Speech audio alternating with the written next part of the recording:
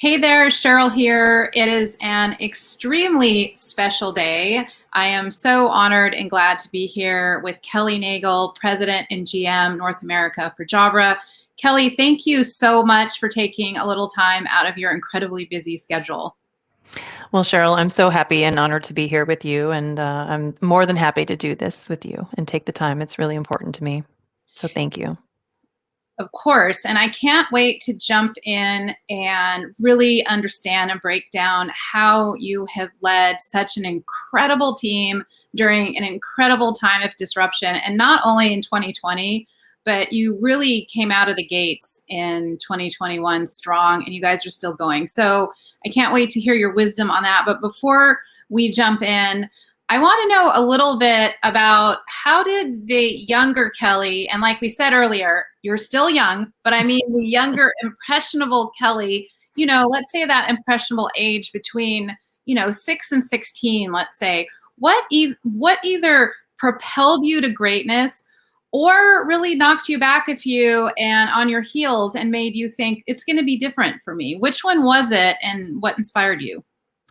It was actually a combination of both because when I was a young girl, I kept telling my mom, what do I want to be? And she's like, well, you can be a teacher, you can be a nurse, you could be a stay-at-home mom. And I thought, I don't know if I want to be any of those. I don't like blood. I don't really like kids very much. And again, I don't like kids very much. So I said, I think I want to do something different. So I was an only child, and I had a wonderful aunt and uncle who had no children, and they loved to travel. And they actually inspired me in my love for travel. And then when I was 9 years old, they took me to Walt Disney World. So you can only imagine Walt Disney World and Epcot had just opened, and they stayed at this beautiful five-star resort. And I've never stayed at anything better than like a Motel 6, or maybe worse than a Motel 6. And I stayed in this beautiful hotel for 7 days, and I thought, wow, I want to work in a hotel like this. And I want to go into hotel management and be the general manager of this beautiful hotel in Orlando, Florida. I remember coming home and telling my mom that. And she said, she's like, your grandparents have a restaurant and you know what that's like. She's like, you're going to not want to do that. So I held that dream, and I actually went to school for hotel restaurant management because I wanted to be the GM of the Hyatt Grand Cypress at the time. So I went into that's what I wanted to do. I actually did that job for 5 years, and then someone tapped me on the shoulder to come over to do something with Ingram Micro and technology, and that was even more fun. So that's what sparked my interest in technology. I don't have a background in tech or STEM, and I think it's really important that a lot of people think I have to have coding or STEM background to get into technology, and you don't. You just have to have a passion for new products and technology and customers, and you too can get into the technology industry. Yeah, I think that is so important. It's an important theme. I hear it over and over and Mm. over, and I think that's an important one to keep note of. And so going forward, I think we were talking earlier, you had some very inspiring leaders when, early on in your career. So can Mhm. you talk a little bit how they inspired you? And I think you really have had a very courageous male ally, and talk a little bit about that and why that's important in developing female leaders. Absolutely. I will tell you, I was a very competitive seller, and I moved up the ranks very quickly. And my male manager was going to move into another area. And my boss, Peter Gambino, who he knows that he's very admired and loved in my world, he was looking for a manager to take the place. And I said, you know what? I think I'm going to challenge myself. I think I can manage this group better than somebody else coming in. So I went up to him and I said, you know what, Peter, I'd really be interested in applying for the job. And he said, you're not ready. You're not ready, Kelly. And in typical Peter fashion, he's like, go do some homework. So I did a lot of work, a lot of groundwork, and kind of talked to a lot of people. And why would I be a good candidate? Do I know what it's like to manage people? He really pushed me hard. And at the end of the day, I came back. I'm like, I did my homework. I want to go forward. And he's like, it's going to be really hard, Kelly. You're going to have a lot of people to compete against. And he's like, I don't know if you're ready.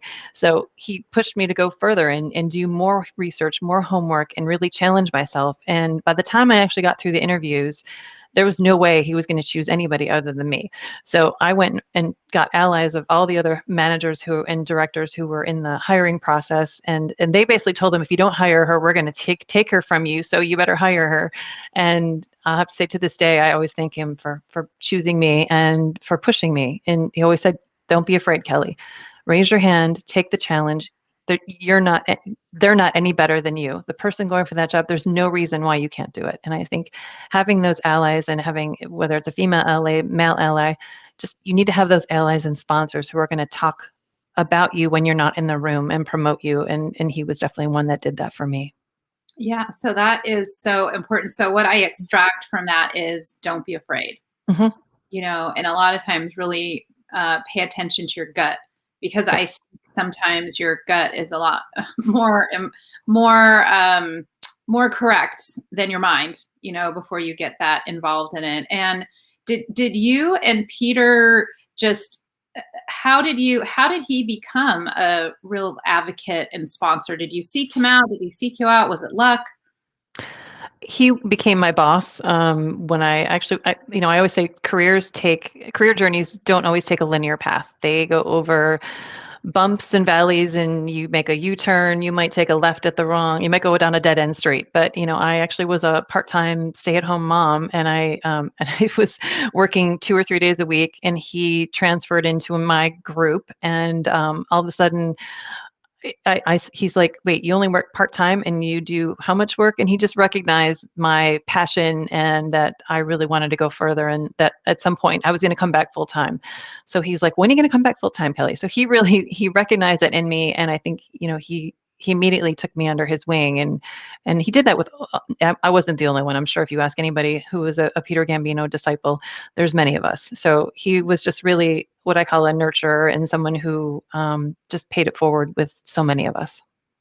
So I think that has definitely, after talking to you and Mhm. kind of watching your journey, it seems like that his not only was he an advocate, but you might not be where you are today without that belief and that push, and had the opportunity to access what was probably already in you, but to have someone like that. So it seems like the lesson that we learn from that is to be bold, don't have fear. And if you don't have someone kind of by luck or chance, if you don't have a Peter in your life, to maybe actively go out and try and find one either inside or outside your organization. Absolutely. Or Sheryl Kline. Yeah. Well, we could expand on that later. But so, moving on, let's talk about, since what we both have in common, and just really the synergy. And I have to talk about mindset. Now, Mhm. a lot of times people might look at you, they think, that's amazing. Kelly is president and GM North America. She's just killing it. She's doing amazing, even during these crazy times. And but has it always been smooth sailing, or can you get vulnerable with us for a second and, share a little bit of a time when you took a flop, or when things were just so frustrating that maybe you wanted to throw in the towel? Yeah, and I know you know these stories well, but I think there was a time, probably I would say about a year and a half ago. I would say I wasn't feeling my best. I didn't feel maybe that I was contributing in the way or being heard. And I think this self-doubt talk comes into our minds, and getting that voice inside our head to tell us to get over it and not to dwell on things like that. And I think for me, having that confidence in myself and getting back, moving from those setbacks quickly. I think it's not letting that linger, and finding those allies or your board of directors, people that can help you through difficult times.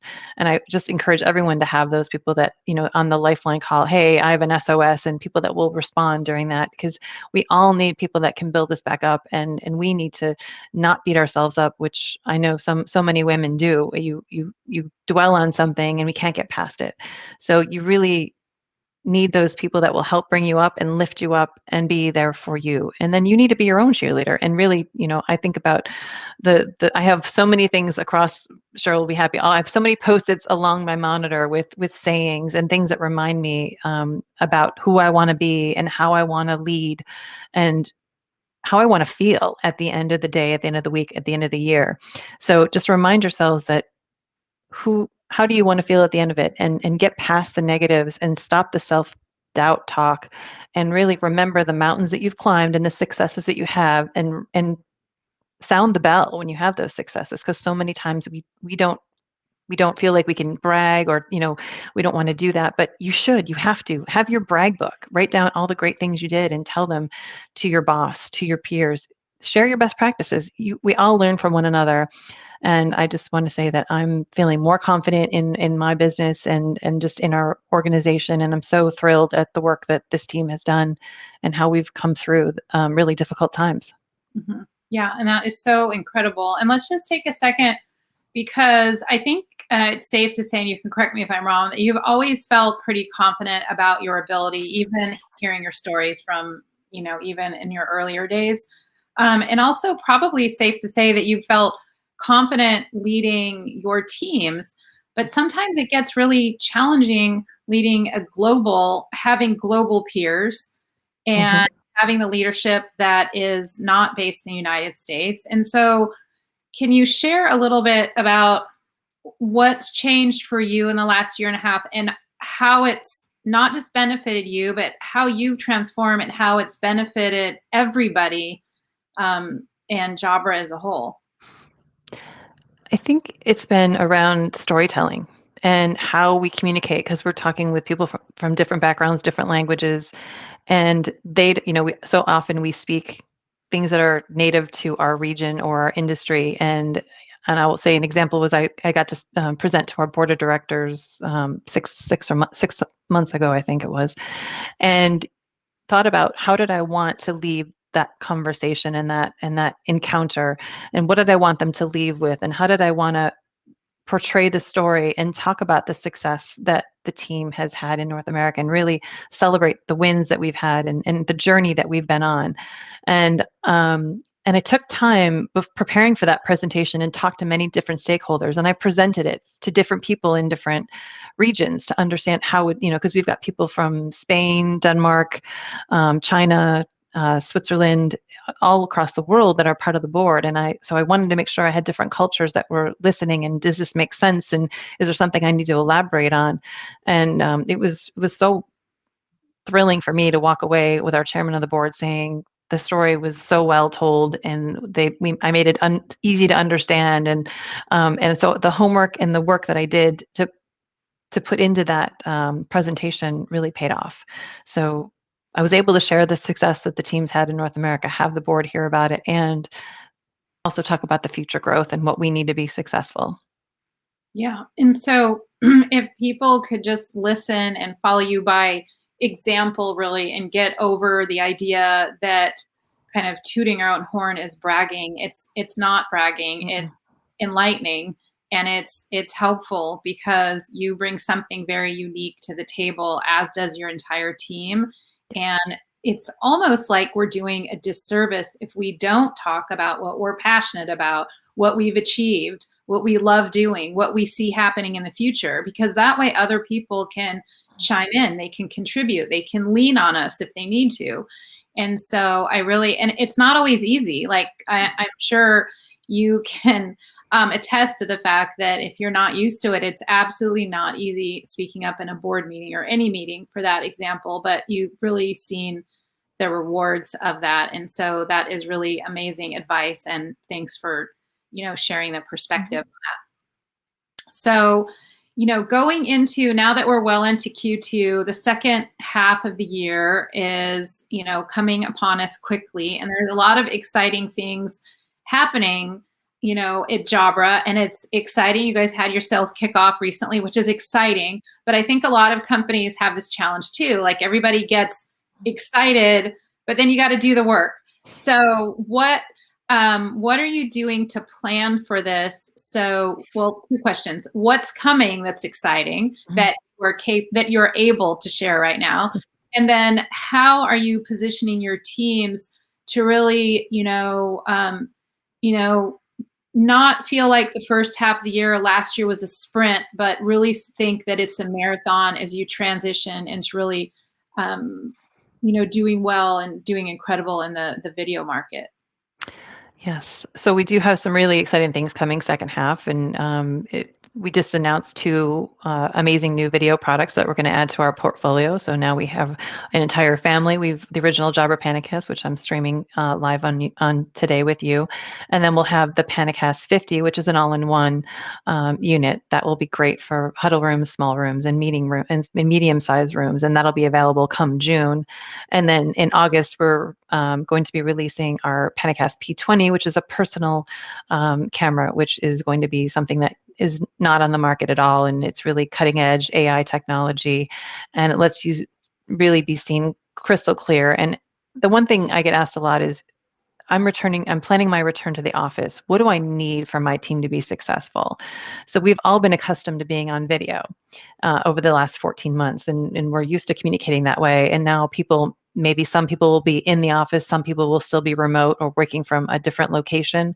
And how do you keep your teams connected? And to have crystal clear video and audio that you can see and be seen and be heard, both on the near end and the far end, is going to be so important to keep teams close. And how do people feel that if they're not in the meeting room, do they feel connected? It's going to be this very different world as we return to office in different phases. You could have 25% of people in the office and 75% home or some other location, and how do you keep them connected? And so the audio and the video technology will be critical in that return to office plan. And I know so many people have questions. If you want to go to our website, jabra.com, you'll find information. We have people that can chat with you, or if you need to talk to a sales rep, we'll have someone reach out to you for a consultation. But we've been doing this for years. We've been connecting the world through the power of sound for over 150 years. We are the only company that has both medical, professional, and consumer grade audio. So a lot of people don't know that our parent company, we also have a sister company, GN Hearing, under the Resound and Belltone brand. So we really do help people hear. My father-in-law just got a new hearing aid and he's just raving about it. So many people wait until it's too late and they lose their hearing and they can't think about it. And they don't connect. Things don't sound the same. They don't even realize that so much is powered by sound in your hearing. And a crystal clear conversation is really important in your return to office plan. Yeah, definitely. And you mentioned something that I hadn't thought of. So, in back to office, there's huddle rooms, but there's going to be less people in the huddle room. So, not only are we going to be looking at hybrid, where some people are at home and some people in the office, some people may be in the office, but they're not in the conference room. Right. And so I didn't even, really think of that. And so it's also great because you guys have spent a lot of time in research into what does back to work look like. And that's something that a lot of companies are scratching their head and scrambling and trying to figure out. And also last week, you had that live webinar on, which is that still available for viewing? Mm-hmm. Yep, it's actually streaming on YouTube, and if you go to the Jabra page on LinkedIn, you should be able to find it there. But if not, I have it on my LinkedIn page, Kelly Nagel, and you can find it on my LinkedIn page too. Yeah, so if you are remotely interested in either the personal equipment or for back to office, I highly, highly recommend watching that. When I watched it, honestly, and I think I know a decent amount about Jabra, but I had a good education that was amazingly produced. But one thing that came up in that was security. Mm-hmm. And this was not even on my radar. So can you share a little bit about the AI that's built into that's really unique to Jabra, and also the technology that's really different and makes Jabra such high quality in audio and video?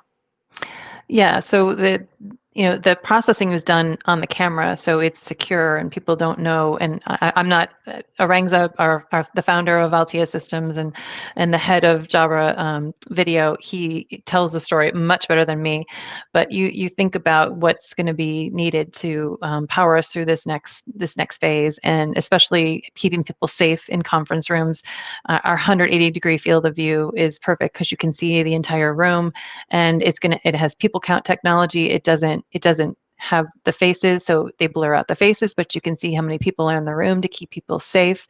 And it actually tells you how many times the room is over capacity, so you can make sure that you're keeping people safe and having the number of people in the room that the company has deemed acceptable.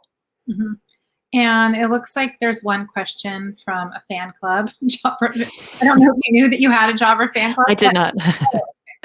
So it says, big Jabra fan. Kelly, how are the new Jabra products coming out different from what's existing in the market? So I don't know if they mean if the existing maybe competitors is what they're referring to.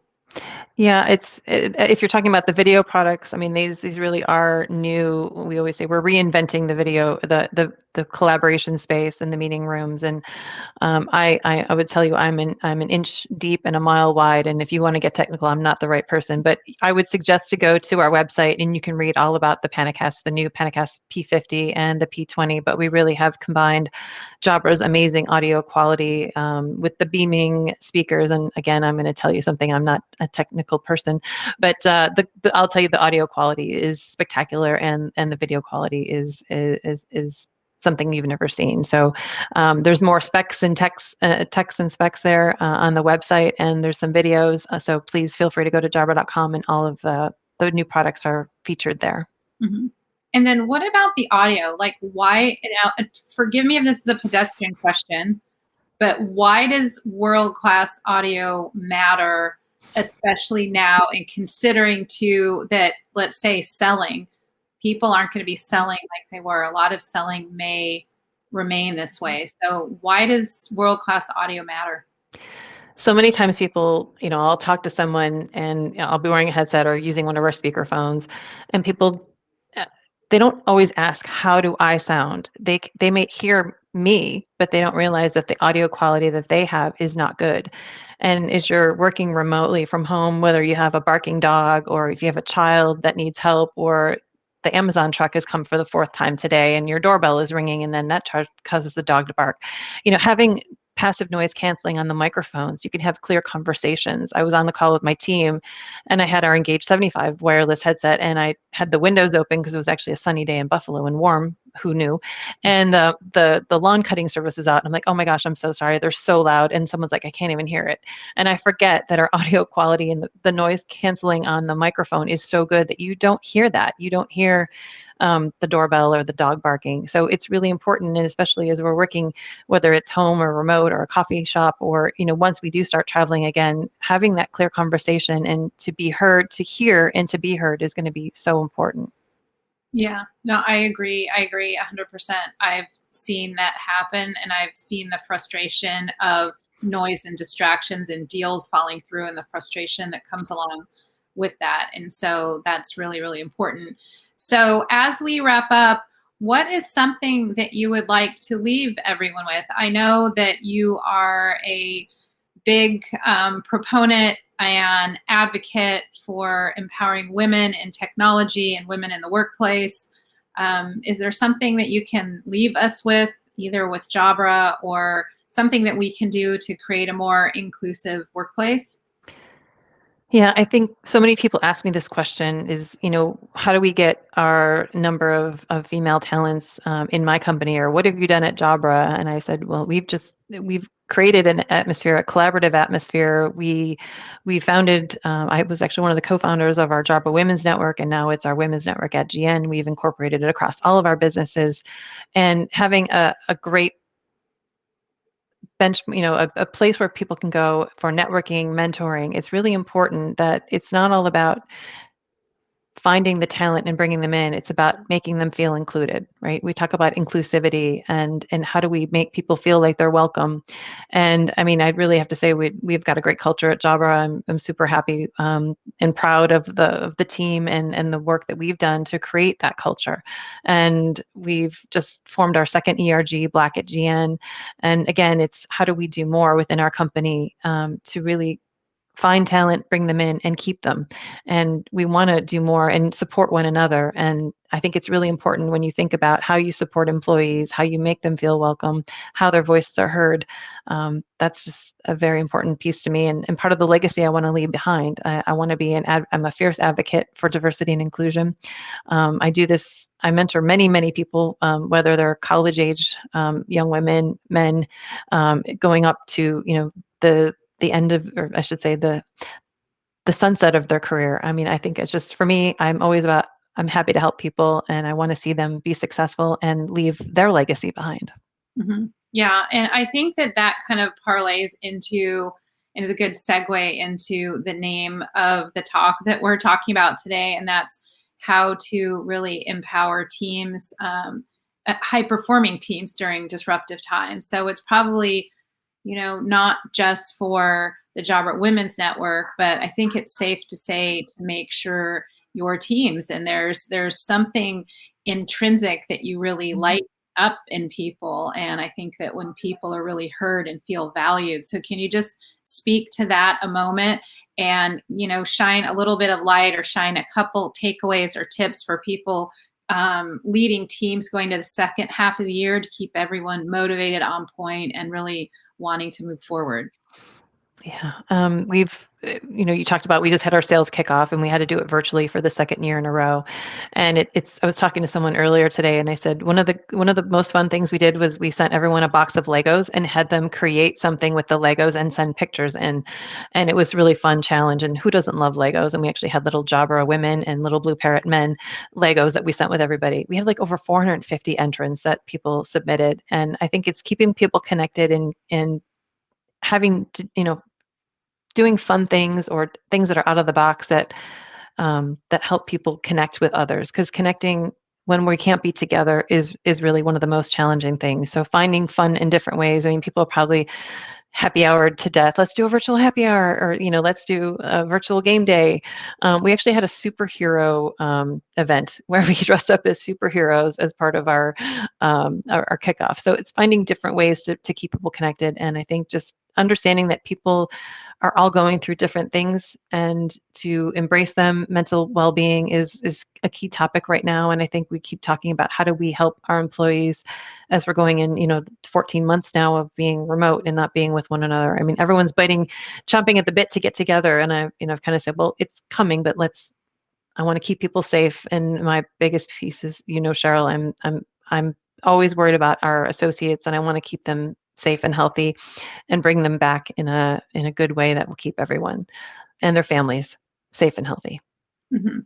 Yeah, so what I'm hearing is just finding ways to keep everyone connected and in a fun way, and maybe to even lighten it up a little. Yes.